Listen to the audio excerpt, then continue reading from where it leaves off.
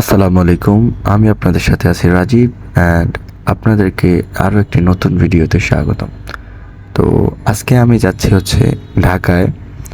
হঠাৎ অসুস্থতার কারণে ঢাকা যাওয়া হচ্ছে। তো এখন আমি যাচ্ছি হচ্ছে মঙ্গলসিতার লঞ্চঘাট। আমি এখন পৌঁছে গেছি মঙ্গলসিতার লঞ্চঘাট।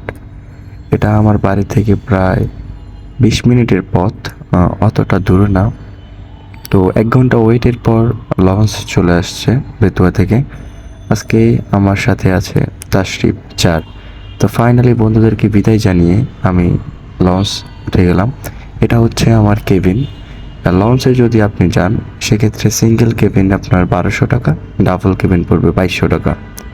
তো রাতের খাওয়া শেষ করে 2-1 ঘন্টা বন্ধুদের সাথে আড্ডা দিয়ে 1 কাপ কফি নিয়ে তারপরে আমি ঘুমাতে চলে গেলাম। যেহেতু পরের দিন ঢাকায় কাজ আছে তাই তো ঘোরাফেরা করলাম না। তো এখন ভোর 5টা, আমরা বুড়িগঙ্গা নদীতে আছি। এখান থেকে যেতে প্রায় 1 থেকে 1.5 ঘন্টা টাইম লাগতে পারে। বুড়িগঙ্গা নদীর অপরূপ সৌন্দর্য দেখতে দেখতে আমরা চলে আসছি সেই কাঙ্ক্ষিত আমাদের সদরঘাট টার্মিনালে। তো এখন বুড়িগঙ্গা নদীর পানি আসলেই খুব পরিষ্কার, খুব সুন্দর, দেখতেও ভালো লাগে, অতটা গন্ধ নেই।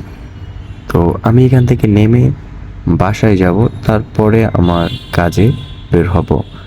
তো যারা সাথে ছিলেন অবশ্যই তাদেরকে সবসময় আশা করি সাথে পাবো। আপনারা সবসময় আশা করি পাশে থাকবেন। তো লঞ্চ থেকে নেমে বাইরে বের হয়ে আমি একটা অটো নিব, যদিও এখন যে মোটরের অটোগুলো ঢাকা শহরে অ্যাভেলেবেল আছে। তো ফাইনালি আমি বাসায় চলে আসছি। সবাই দোয়া করবেন এবং পাশে থাকবেন। নতুন কোনো ভিডিওতে দেখা হবে। আল্লাহ হাফেজ।